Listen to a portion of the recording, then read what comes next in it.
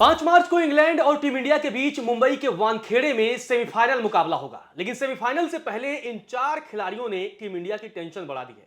जो आंकड़े हैं वो टीम इंडिया के लिए गंभीर चिंता का विषय है।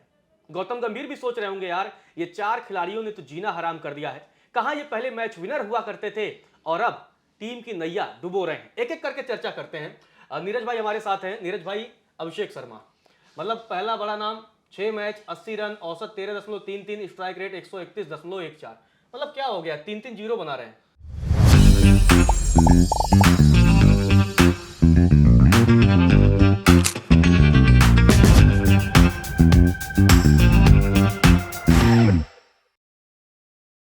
देखिए, कुल मिलाकर अभिषेक शर्मा को बहुत से लोग जो है एक मैच विनर आज भी मानते हैं, मैं भी खुद मानता हूं, बट हालिया फॉर्म जो है सबसे बड़ी चिंता की बात है। और बहुत से लोग 131 के स्ट्राइक रेट को मान रहे होंगे कि काफी हद तक प्रभावी है, लेकिन आपको बता दें कि जिस स्तर के ये खिलाड़ी हैं, 131 के बजाय अगर ये 200 या 250 के आसपास भी होता ना तो उनको सूट करता। अब आते हैं इनके हालिया फॉर्म के ऊपर, जिसके लिए लगातार गौतम गंभीर और टीम इंडिया का जो मैनेजमेंट है वो चिंतित है। 6 मैच खेल चुके हैं जिसमें से 3 डक हैं। इसका मतलब, और जो 80 रन है उसमें 150 है, वो भी जिम्बाब्वे के खिलाफ, यानी कि मजबूत टीमों के खिलाफ आपका बल्ला नहीं चला है। और सबसे बड़ी चीज, एक चीज और मैं जोड़ना चाहूंगा, सबसे बड़ी चीज फोकस जो दिख रहा है ना, वहां दिक्कत आ रही है, क्योंकि आसान से कैच भी छोड़ रहे हैं और शायद सेमीफाइनल में ड्रॉप भी हो जाए। अरे नीरज भाई, यही देखिए, यूएसए के खिलाफ 0, पाकिस्तान के खिलाफ 0, बड़ा मैच था, बड़ी उम्मीदें थी कि यार एशिया कप वाला जैसा खेलेंगे। नीदरलैंड के खिलाफ 0, साउथ अफ्रीका के खिलाफ 15, जिम्बाब्वे के खिलाफ वो 55 आया, और वेस्ट इंडीज के खिलाफ एकदम मतलब नॉकआउट मुकाबला था, वहां 10 आया, और वो भी 11 बॉल पर। इस अगर 55 को हम छोड़ दें ना, तो फिर आप देख लीजिए, मतलब 25 रन बनते हैं। बिल्कुल। मुझे तो ये समझ नहीं आ रहा कि यहां जब आप 10 पे पहुंचे थे, एक तरफ से संजू सैमसन संभाले हुए हैं, बाउंड्रीज निकालने, तो आपको क्या जल्दी पड़ी है भाई?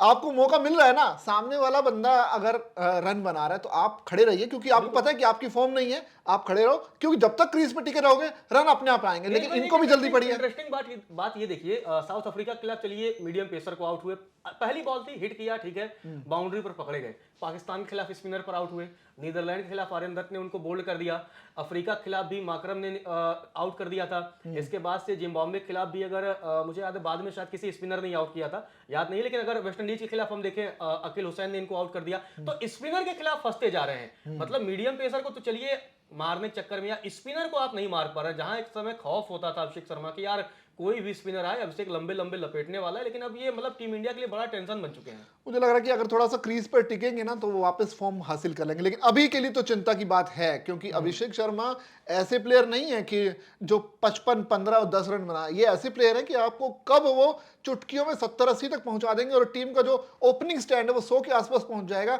उस चीज के लिए उनको रखा गया, और शायद अगर ये वैसा परफॉर्मेंस नहीं आता तो मुझे लग रहा है कि सेमीफाइनल में ड्रॉप हो सकते हैं। नहीं भाई, ड्रॉप होंगे तो क्या चांस है कि क्या ईशान और फिर संजू ओपन करेंगे? बिल्कुल, ईशान और संजू ओपन करेंगे, उसके नंबर 3 सूर्या आ सकते हैं। और बाद में लास्ट में lower down the order Rinku Singh को ऐड किया जा सकता है। ये मेरा अभी तक का कैलकुलेशन है, क्योंकि अगर आप चेज करने जाएंगे कि ठीक है, मुंबई के वानखेड़े में भी 190-200 रन बनते हैं पहले बैटिंग करते टाइम पे, अगर तो 200 आप चेज करेंगे, आपने 196 यहां पर चेज किया।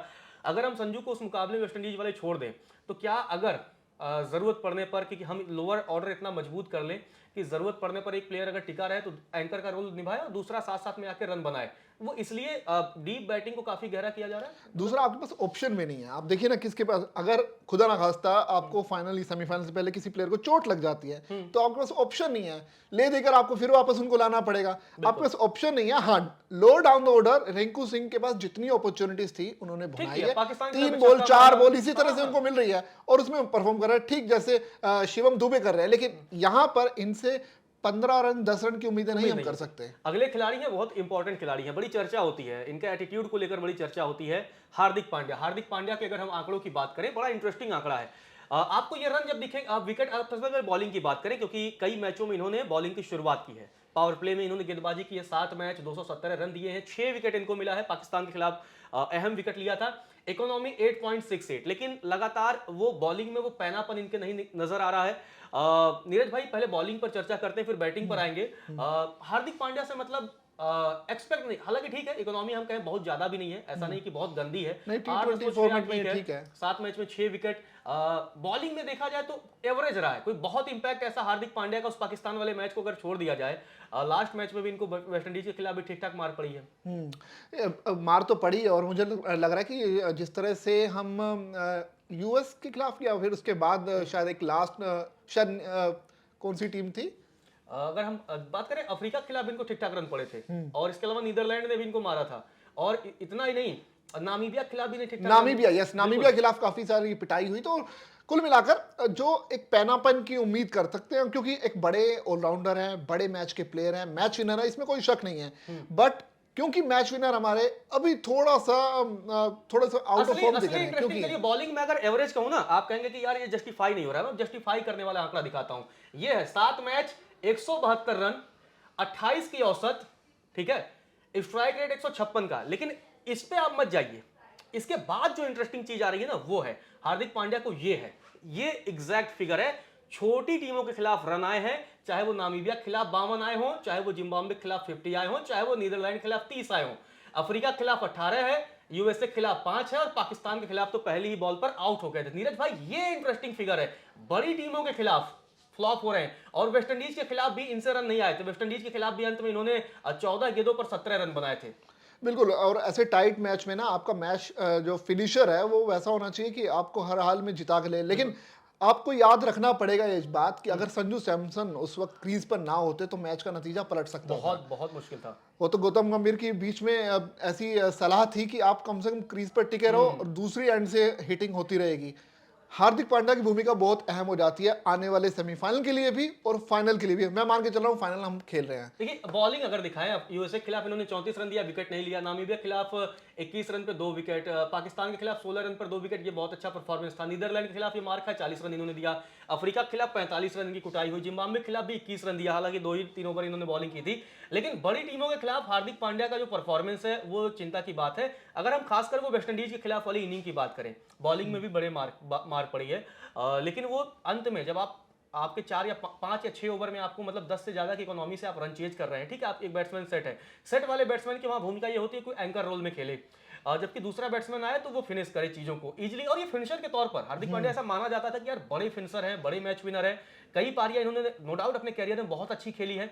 लेकिन अगर वेस्ट इंडीज वाला जो मुकाबला था वहां इन्होंने एक तरीके से फंसा दिया था। अगर संजू सैमसन का वहां विकेट गिर जाता तो इंडिया हार भी सकती थी। हाँ बिल्कुल। जैसी सिचुएशन के अंडर ही बैटिंग करने के लिए आते हैं और ज़्यादा गेंदें बचती नहीं है, लेकिन कभी कभी ऐसा होता है कि आपने जल्दी विकेट खो दिए, तब एक पार्टनरशिप बिल्ड करने की जरूरत है, तो हार्दिक पांड्या का रोल समझ में आता है। लेकिन कुल मिलाकर मेरे को लग रहा है कि वानखेड़े में हार्दिक पांड्या बल्ले से कमाल करेंगे, क्योंकि ऐसी एज अ ग्राउंड है, खूब खेले हैं, मुंबई के लिए तो अच्छे से जानते हैं डायमेंशंस कैसी हैं, गेंदबाजी में किस लेंथ पर गेंदबाजी करनी है, तो मुझे लगता है कि वापसी करेंगे।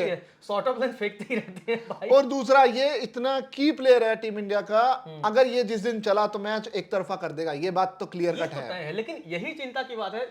देखिए आप, पाकिस्तान, साउथ अफ्रीका, ये 2 बड़ी टीमें, इनके खिलाफ आपके रन नहीं लगते हैं। आप जिम्बाब्वे की पिटाई करते हो, नामीबिया की पिटाई करते हो यार, नीदरलैंड के खिलाफ भी आप 30 बनाते हो यार, मतलब बड़ी टीमों के खिलाफ रन बनाओ। अब जो छोटी टीमों वाला दौर चला गया, अब बड़ी टीमें हैं। सेमीफाइनल में आपको इंग्लैंड के खिलाफ खेलना है, फाइनल में हो सकता है साउथ अफ्रीका न्यूजीलैंड का विनर जो भी होगा उनके खिलाफ खेलना है। तो ऐसे में अब आपको वो रोल निभाना पड़ेगा। और वर्ल्ड कप से पहले हार्दिक पांड्या का इंटरव्यू मैंने देखा तो उन्होंने बोला भी था कि मैं जो है इस वर्ल्ड कप को डोमिनेट करने आया हूं, मैं वो पहचान छोड़ने आया हूं कि लोग मुझे याद करें। इससे पिछला वर्ल्ड कप भी ये थे टीम में जब वर्ल्ड कप जीती भारतीय टीम, लेकिन इस बार अलग रोल है, शायद थोड़ा सा बुझे हुए लग रहे हैं। हाँ, मतलब काफी हद तक, मतलब अगर हम अब अगले खिलाड़ी की बात करें ना, वो बड़ा इंटरेस्टिंग है। नीरज भाई, सूर्य कुमार यादव कप्तान है।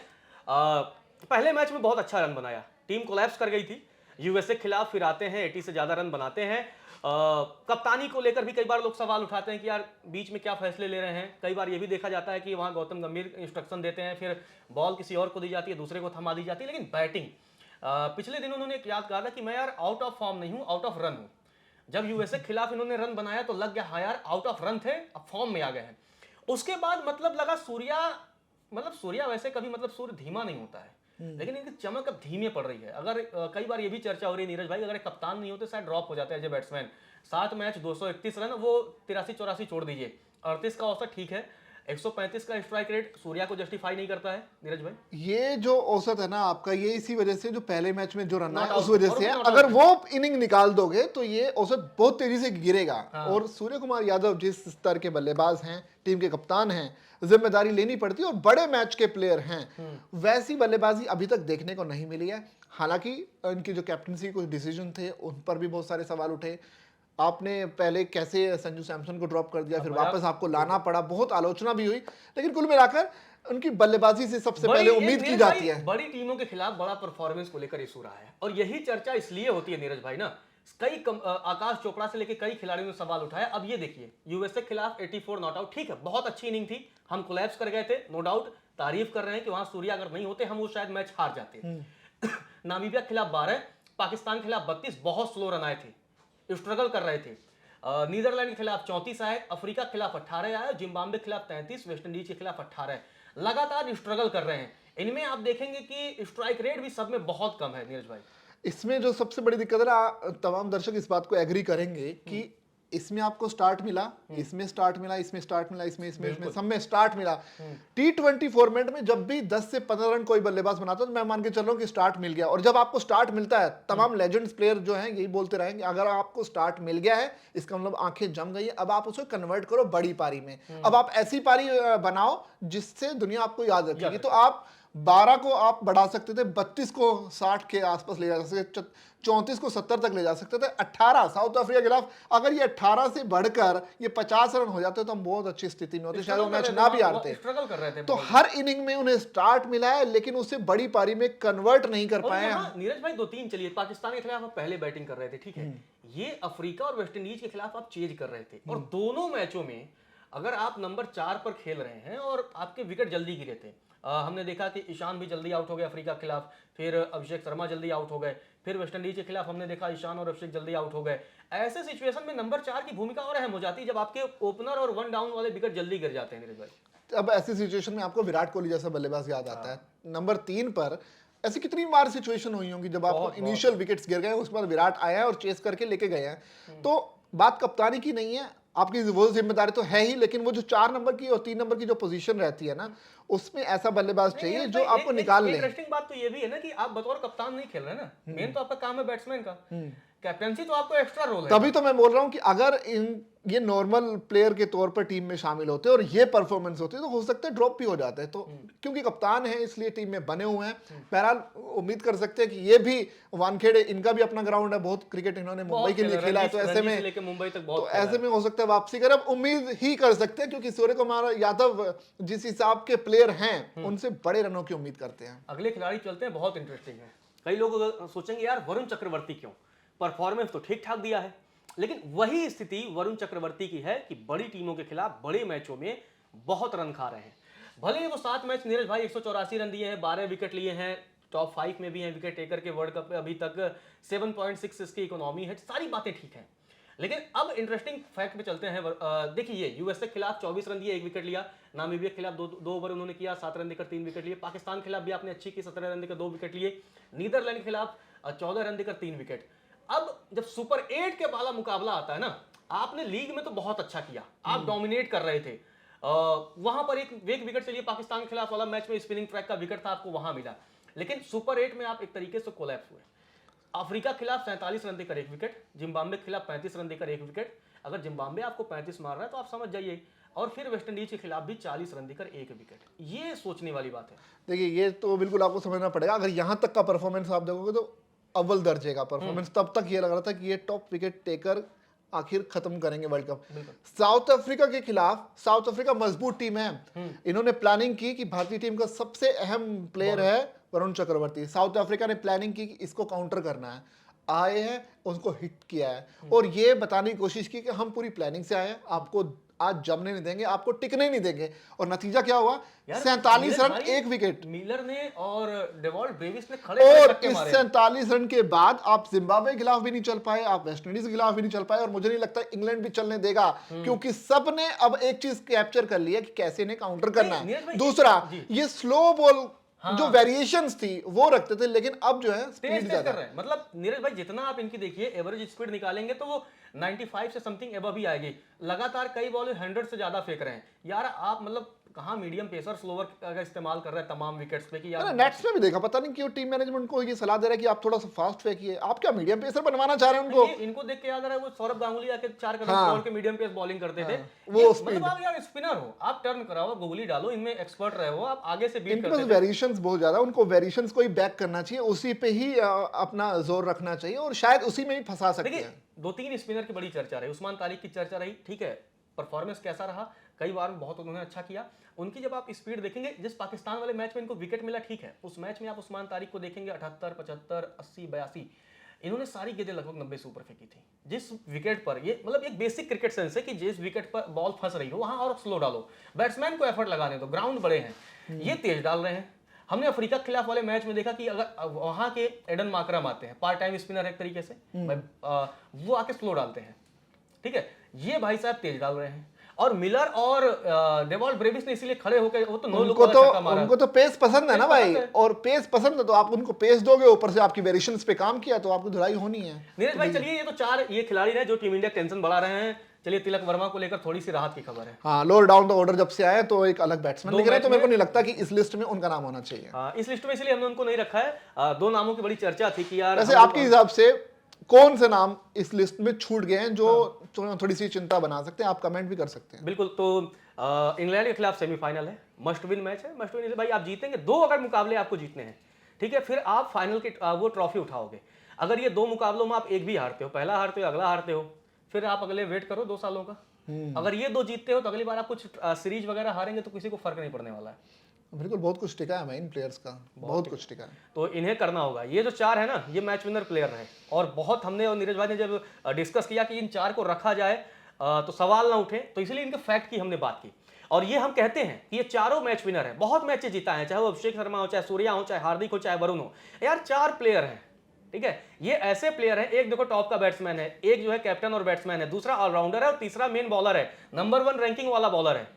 और इन पर सवाल उठाना आसान नहीं था, लेकिन इनके परफॉर्मेंस ने इन पर और सवाल वैसे भी उठाने देखो, पर- हम सवाल इसलिए उठाते हैं जिससे आपको उम्मीद होती है। बिल्कुल। अगर आप मतलब थोड़ा सा लोअर दर्जे का परफॉर्मेंस आप देते रहे तो आप उससे उम्मीद ही नहीं करोगे। इन प्लेयर से हमें बहुत ज्यादा उम्मीदें हैं और शायद उन उम्मीदों पर अब तक खरे नहीं उतरे, और इसीलिए आज हमने उनको इस लिस्ट में शामिल किया। देखते हैं कि इंग्लैंड के खिलाफ कैसा परफॉर्मेंस चलिए, इंग्लैंड के खिलाफ बहुत उम्मीद है। आपको क्या लगता है कि इंग्लैंड के खिलाफ इंडिया जीत रही है या फिर बैक पैक हो रहा है?